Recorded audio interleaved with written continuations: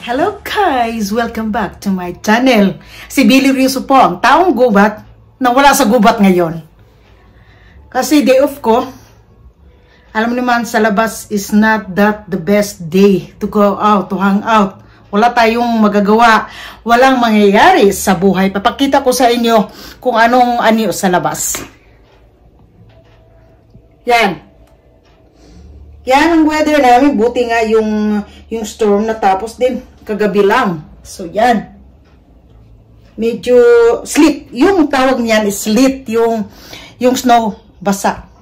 Tapos yung anak ko nagdadrive pa ng bisikleta for school. Oh, pero naka-study tire naman yung bisikleta niya. Yan lang. So brave. So wag nating takutin manik. Wag ka kasi delikado. Let him learn. 'Di ba? Para magkaroon siya ng experience. Kasi pag may experience ka, you know already what will next. Kasi meron ka na noon. Ganon talaga ang buhay. So, dito tayo sa aming bahay kubo. Magluluto ako ng 2 klaseng putahe. Ang dami, no? Sa amin, hindi yan, everyday. At hindi na ako ngayon everyday nagluluto kasi may trabaho. But, kasi walang magawa, so papataba sa tiyan. Ang lulutuin ko ngayon is spring roll with pork and beef, mixed ground beef and ground pork. Tapos yung isa naman is inatayang baboy. Oo. So, iwan ko kung ano yan sa Tagalog, but I have no time to research or explain that, but alam nyo yan. Common yan sa Filipino menu eh. Tapos, yan ang magagawa natin ngayon sa day off para hindi ako maboboard. So, luto na lang tayo ng luto. Anak ko, hindi kakain ito. Yan ang problema, hindi nagmana sa akin na kahit crocodile, pwede kong kainin. Kakainin ko talaga. Dati nga yung tatay ko mahilig sa shark. Iho ba? Iho sa Bisaya, shark. Ano ba yung sa Tagalog? Iho. Iho is, in Spanish is iho is, Monico iho. Oh, yung anak mo. Pero sa Bisaya, iho is shark. Oo, masarap yan. Pero it need time to clean. Oo. Ay marunong din akong maglinis kasi natuto din eh. Paano maglinis ng shark, maliit na shark na mga ganyan. Oo. Pero delicious and healthy talaga yung shark meat. Kasi white meat yan. Wala yung mga problema sa high blood, sa mga arthritis. Yan ang dapat kainin natin mga Pilipino na maraming sakit sa arthritis, maraming rayuma. Dapat hindi ta kayo kakain ng mga red meat. Kasi baboy, beef, or salmon buti nga, or mackerel, or tunicala, tuna, mackerel. Naku, naka-finish na naman ako. Yun ay mga pagkain na dapat hindi kainin sa mga taong may arthritis at saka rayuma. Or mataas yung cholesterol. Oo. Kasi sabi ng doktor pag malataas yung bad cholesterol mo, hindi dapat yung mga red meat. So, yung shark is white meat, so masarap din yan. Healthy. Alam nyo ba yung liver ng shark ginagawang vitamin C, di ba? So it means to say shark is a healthy kind of fish and clean fish. Kaso lang maamoy pag linisin mo yan, kailangan mong sabunan o liguin mo ba, shower, ilagay mo sa shower bago ka magluto. Oo, kasi there's strong smell. Pero paglagyan mo na lang maraming black pepper. Oo nga, black pepper. May black pepper ba? Hindi. Bell pepper. Ang ibig sabihin, ano bang nangyari sa mga pinagsalita ko? Sorry po. Anong tawag? Black beans. Yan ang ibig ko sabihin. Tapos with coconut milk. Tapos meron pang ginger ka. Anong gagawin nyo? Oo, mahilig yung tatay ko. So, alam niyo kung anong gawin. Mga ano pa yung isa? Lumod. Oo, pero lumod. Luod sad. Ang lumod. Lumod is whale. Oh, bawal yan sa Pilipinas ngayon. Pero dati, maraming nagbibinta. So, yan ang favorite niya. So, yan din ang kontrabida sa bahay. Kasi, maamoy. Oh, pero ganyan talaga ang mga Pilipino Mahilig sa mga exotic food. Tapos sa mga hirap, kahit lansang kakainin. Basta meron lang pang ulam. Alam niyo ba kung anong lansang? Oo. Bulinaw. Yung anchovies. Dried anchovies. Yan ang lansang namin. Lansang sa Bisaya. Ulam is lansang. Oo. So, let's continue. Bago tayo makalimutan natin ang pagluluto, usap na lang lagi. Ito yung mga ingredients ko para sa spring roll. Ito, yung frozen, anong tawag nyo? Crust. yung para sa spring roll. Cabbage, string beans, carrots, at saka itong garlic and onion. Tapos ito naman, iba, para yan sa inatayang baboy. Nandito yung liver, nandito yung pork na may tambok-tambok, at saka ito. Yan. Yung anong meron sa, ano lang, sa aming kusina, yan ang gagawin. Unahin ko ay yung ground beef bago yung onion and garlic para hindi sila mabilis maluto. Kasi para sa spring rolls, hindi mo lang kailangan na talagang i-overcook yung vegetables. Basta yung karne lang as in lutong-luto siya. Kasi, pag lulutuin, ilalagay ko kasi sa freezer eh. Yung purpose ko nito is, ilalagay ko sa freezer para sa time na wala akong time magluto kasi pagod sa work, meron akong makukuhang ready to fry na lang na spring rolls. So, half cook lang talaga yung, pero anyway, pwede din yung mga veggies para sa spring rolls, pwedeng hindi lutuin. Pero sa akin ngayon, lulutuin ko lang para yung taste niya mag-a-absorb sa mga vegetables. So, ito lang, kailangan yung ground pork or chicken, talagang kailangan lutong-luto. Yun naman, basta meat. Oo. Tapos, sa amin naman, hindi kami nagda-dumpster. Merong nagbigay sa amin ng pagkain, pero minsan, hindi na namin tinatanggap. Hindi naman ibig sabihin na ayaw namin. Kaso pag kasi mga 30% or 50% na mga pagkain, ilagay mo sa freezer, kailangan alam natin yung hygiene dito. Sa Finland food, hygiene card is very important. Hindi ka pwedeng magtrabaho pag wala kang hygiene pass or hygiene card na kailangan mag-take exam ka. So, yung mga karni kasi, yun ang mga 30 to 50% off or nilalagay na nasa dumpster. Hindi na kasi yan pwedeng longer period of time. Oo. So, pag ilagay mo pa sa freezer, as in, mag-iiba na yung kulay. Makikita nyo, mag-iiba na yung kulay pag matagal na sa freezer.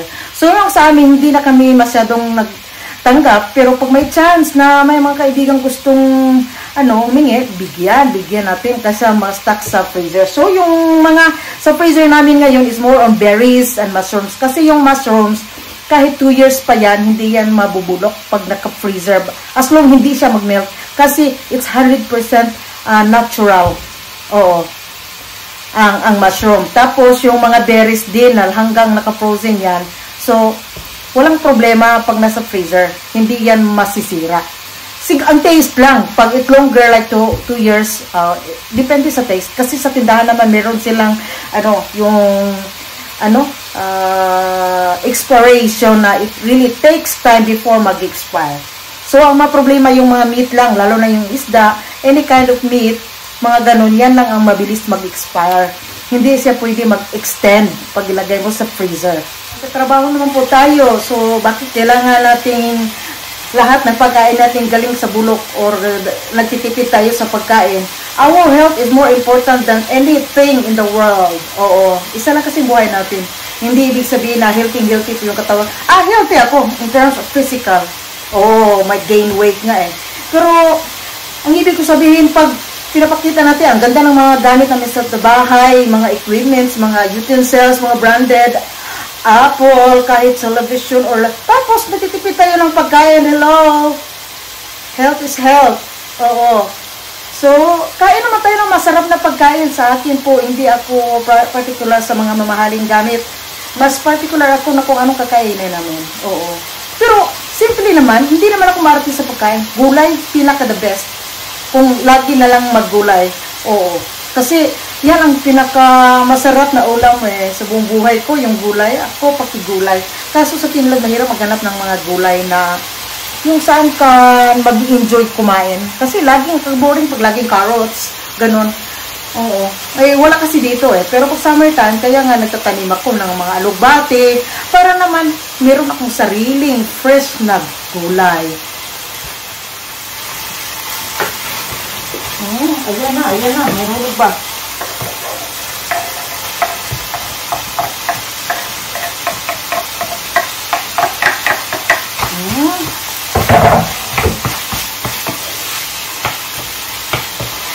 Wala akong ibang i-showcase nito. Kasi bahay namin, maliit. Bahay kubo lang Pero yun maganda. awa ng Diyos, at saka by God's provision na we have a continued work. Malapit na kaming matapos magbayad ng aming apartment.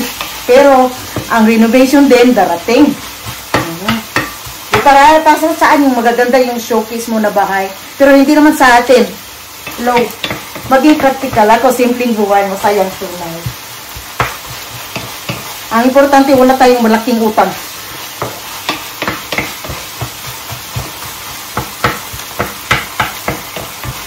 Kasi dito sa Finland, sa Europe, mahal talaga yung pabahay, damit, pagkain, lahat.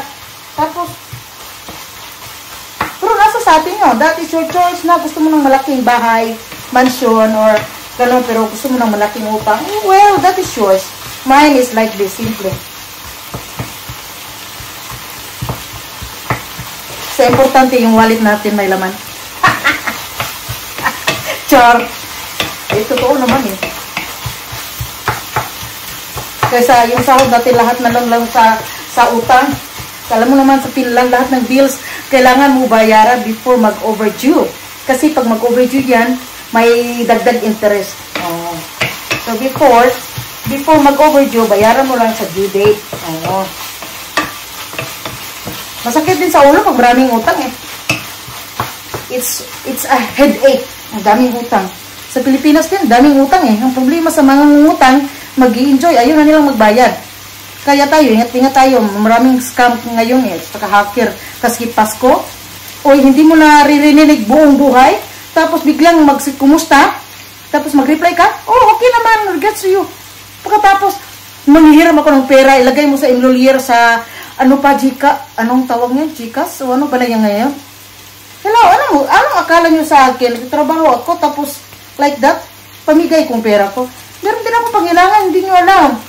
Kapal din yung mukha niyo, di ba? At sorry, bato-bato sa langit, ang batamaan, wag mo sanang magalit. Sa panahon ng kahirapan ko, hindi ko nga pinagsasabi eh. Kasi alam kong walang paki kayo.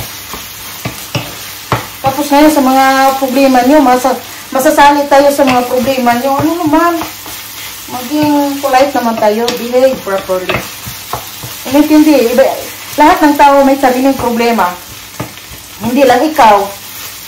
Yung taong pinaghihiraman mo rin, may mga problema. Sino bang perfect sa mundo nito? Walang perfect. Oo. Nobody is perfect. Oo, yan.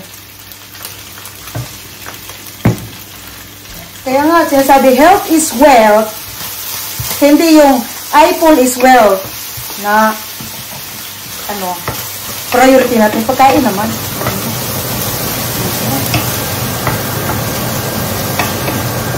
Pasensya, maingay ito, maingay. Yung aming exhaust fan, maingay.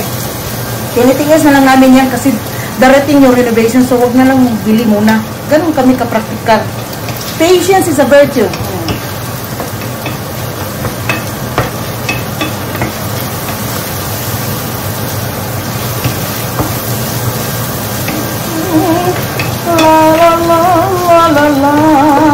Lami sa taugi pa.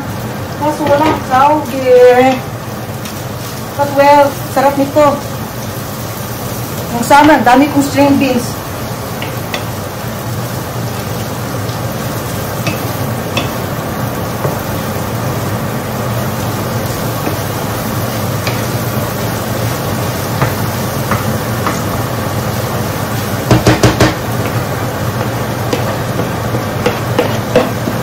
Yan, lunod-lunod lang yan lahat. Lunod-lunod. Dami kong na. Oh.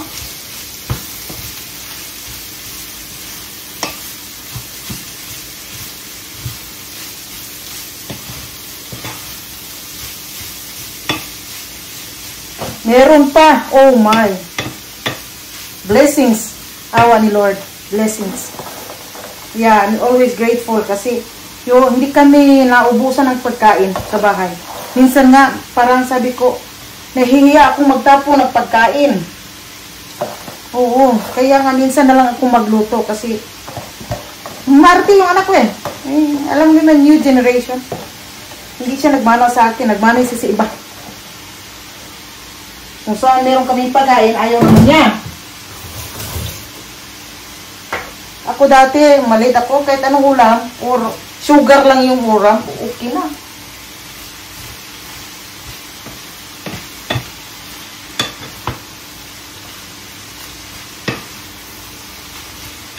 Ito tayo pag walang magagawa sa, ano, tapos may school kasi yung anak ko. So, wala tayong magagawang ibang adventure. Hindi ka guys, summertime na walang klase yung anak ko, tapos ako magkaroon ng bakasyon. So, we can have a lot of adventures. Yung mga outdoor activity ba. Pero ngayon, at this moment, hindi pa ganun kaganda yung snow. Antayin natin na mag-freezing, makapal yung snow, saka freezing, punta tayo sa mga winter adventure park, mag-sledding or tubing. Tubing, sarap snow tubing, skiing, skating. Ito po tayo gawa ng spring rolls. Pasensya na hindi makuha ang mukha. Hindi kailangan yung mukha. Basta yung spring rolls lang makikita.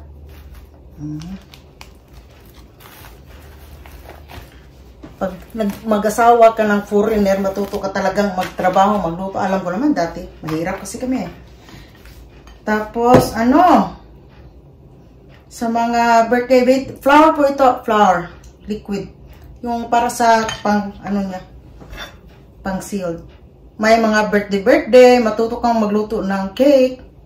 Minsan, nakapagbili ako ng cake sa kapwa ko Pilipina, pero para saan yung magandang mukha pero walang taste? Sorry, totoo, wala pong kumakain. Kasi ang kapal ng butter icing niya, dito kasi hindi recommended yung butter icing. Walang kakain. Oo. Pati mga bisita kong Pilipina din, as in, walang kumain. Ganda ng decoration pero wala sa lasa. Dapat lasa first before decoration, di ba? Importante yung taste bago yung paggandahan ng mukha. Ganon din sa buhay ng tao. Maraming magagandang mukha. Makeup, pero sa likuran, iba din. Oh. So, okay lang pagpangit yung mukha. Walang suklay. Basta marunong maglinis ng bahay. Marunong magluto. Yan po. Kasi taste first before decoration. Kasi ano lang yun eh. Yung decoration sa anong pagkain or cake, whatever, ano lang yan, extra. Pero, yung lasa talaga, yun ang priority na i-focus natin pag magluto tayo. Kaya, once lang ako, hindi na ako nag-order kasi, as in, zero taste. I'm so sorry, but I'm just being honest. Kasi ako, nagluluto din ako, pero sabi nga ng mister ko at saka mga kapatid niya, mas okay pa daw yung niluto ko. Sabi nila, hindi naman kailangan na maging super perfect yung yung mukha ng cake. Dito naman, iba-ibang dumpster sa amin. Ang ginagawa naming dumpster diving pag summertime ay mga kahoy para sa garden. Yung mga pwedeng gawing pang box sa garden. Yan ang ginagawa naming yan ang dumpster diving namin. Hindi sa pagkain, pero sa mga kahoy. Meron kasi eh. Yan pa bibilhin mo kung libre lang naman. Oo.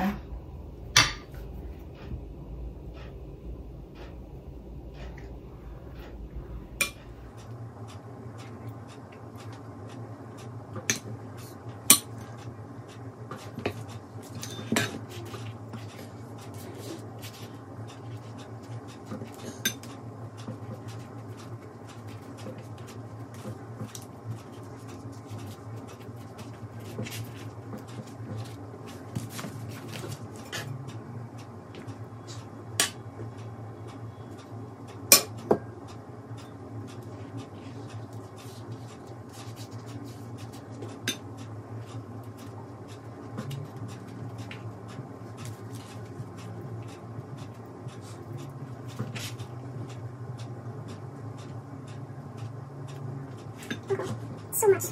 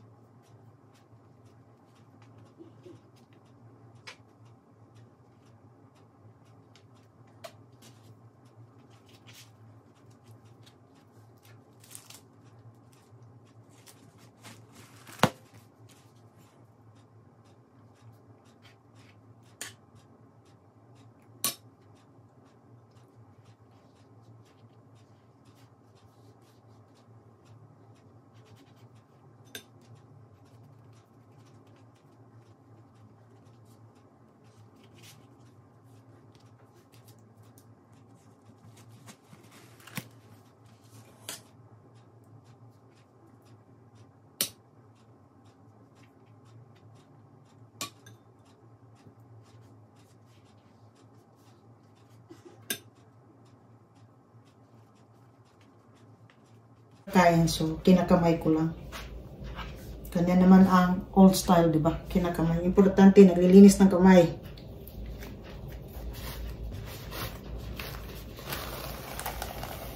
Ito ang buhay ni Beli Rosso. Simpleng buhay. Isang nanay.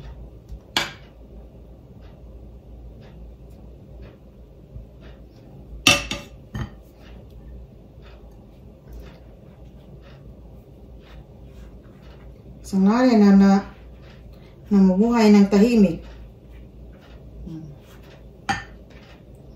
Namumuhay ng tahimik.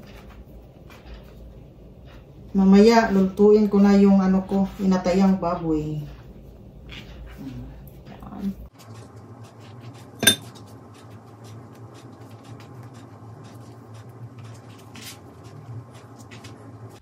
Let's start popping the spring rolls. Ayan, ayan, ayan, ayan.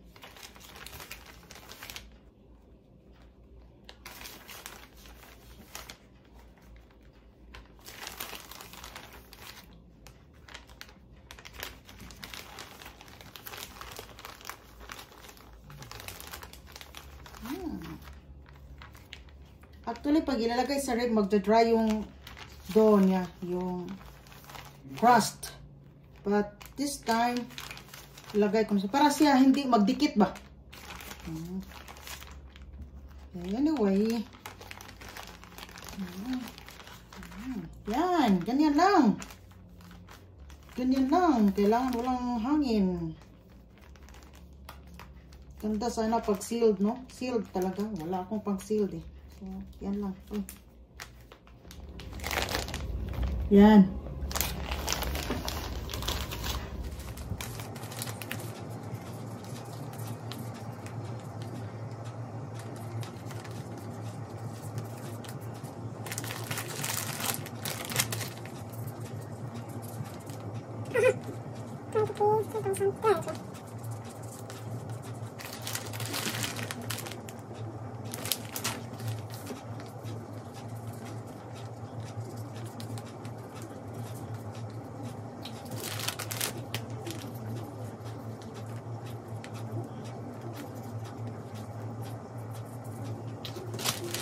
So, ito yung freezer namin sa balcon. Yan, oh.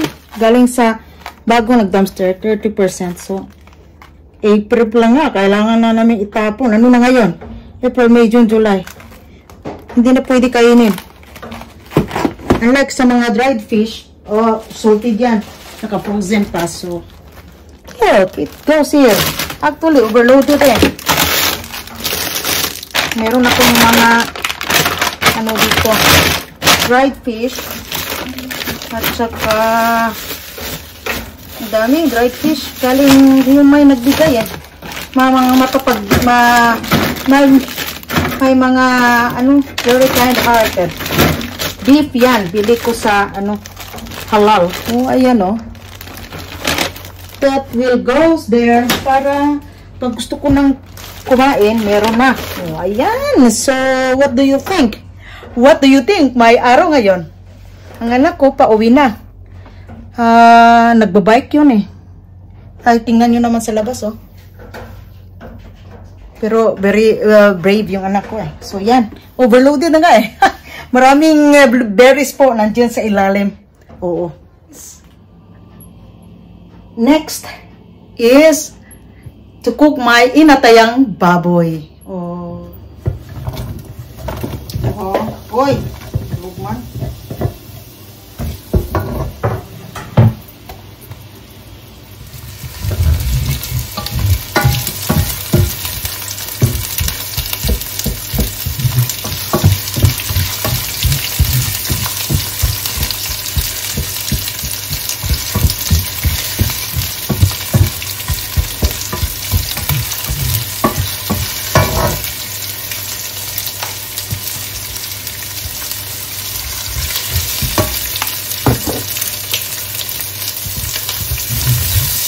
Iba yung sauce sa pagluluto, ha?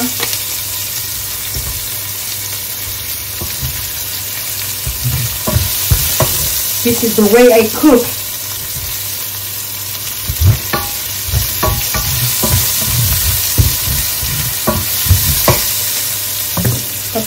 Dagdagan ko yan mamaya, of course. Dagdagan ko naman yan mamaya.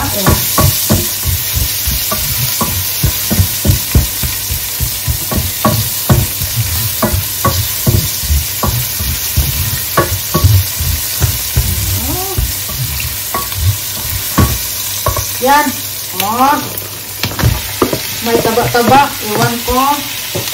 High blood ang labas natin to.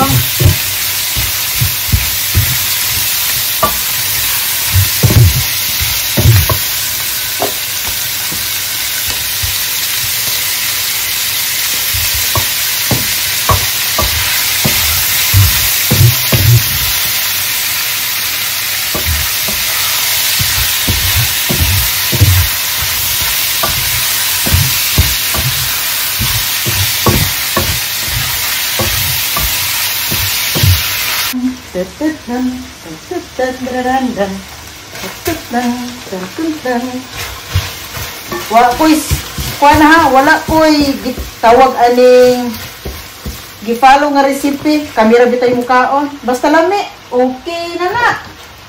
Diba? O diba, balang magdi makita lang, basta ang giluto, makita lang. Diba? Yan, meron na naman akong mga mouse step. Ganon ako.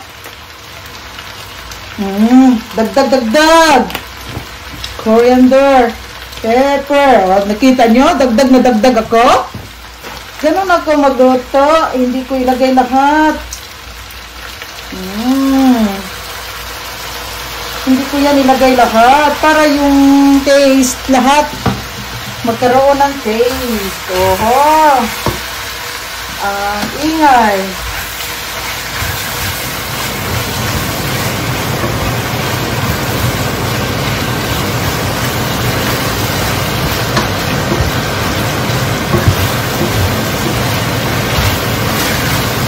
Dago. Oh, syaro, bitang bulame. No? Ako kayo nga itong lutuanan. Ako ra daw itong mukaon. Really? Lagyan natin ng apple juice. Apple juice? Ano ba yan? Pineapple juice pala. Pineapple juice.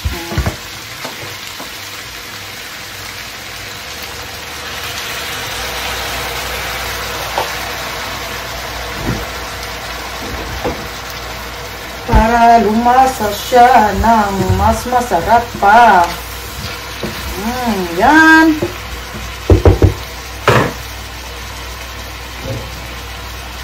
Lagyan natin ng takip. Yan, lagay din natin yan. O, yan. Saka ito. Green peas. Why recipe ha? Basta lamig lang. Okay na siya. Oy. Lupad man. You know, potato here is not for, hindi nila ginagamit yung pang, sahog ng ulam. Kasi potato, for them, is like rice. It's like rice, you know.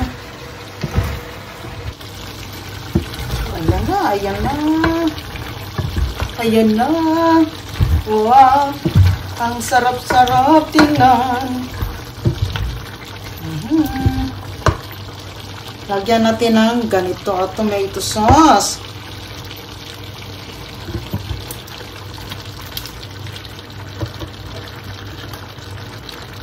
Masarap itong klaseng tomato sauce na ito. Muti.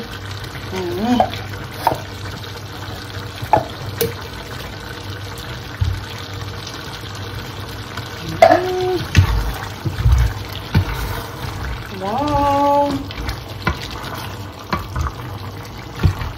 Sorry, ganun na lang para makita nyo yung simpleng recipe ko. Parang pang piyesta yata to eh. Kaso lang, sinong pumunta sa bahay, di kayo. Let's eat.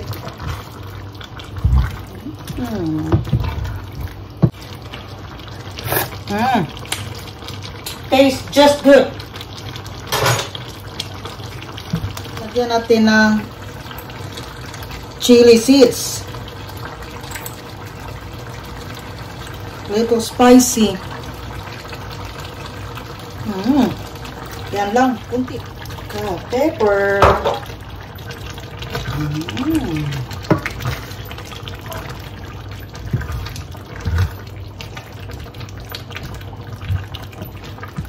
Isusot mo natin yan.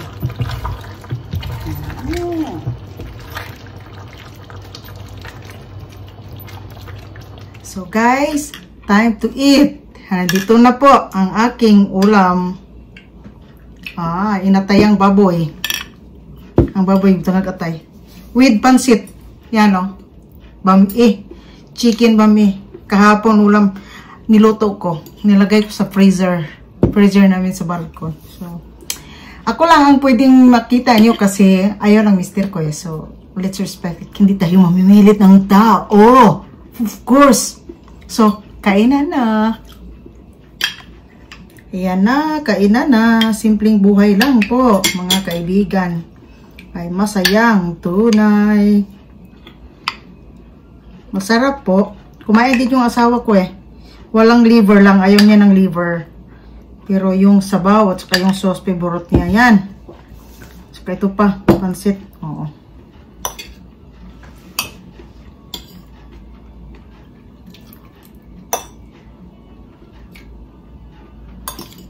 Pagkat cute ko no ba? Ikaw na, camera agoy habahap to the max.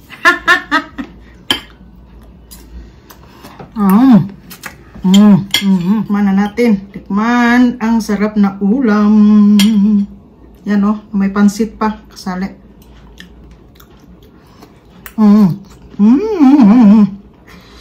Sarap.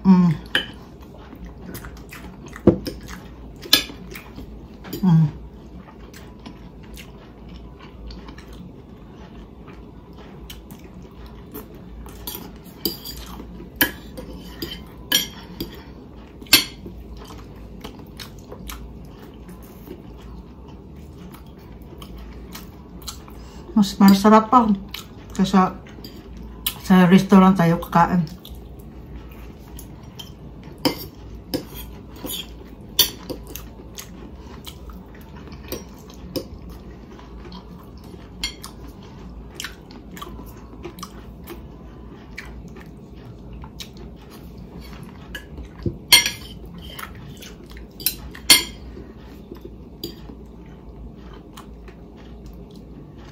Gusto namin sa kusina kumakain kasi malapit sa bintana. Makita namin yung sa bintana. Parang libre yung sine namin dito sa kusina. Movie ba? Reality movie. Kasi minsan may mga aso dyan or pusa. Minsan naman fox. Commonly yung rabbit at saka squirrels at saka ibon. Lagi na dyan sa maliit naming munting forest.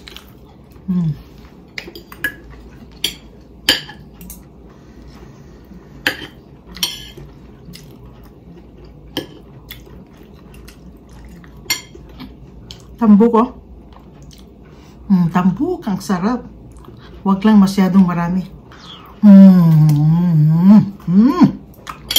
Tambal sa high blood. ang akong uyam kasi katawa. Anong direktorya ko nako.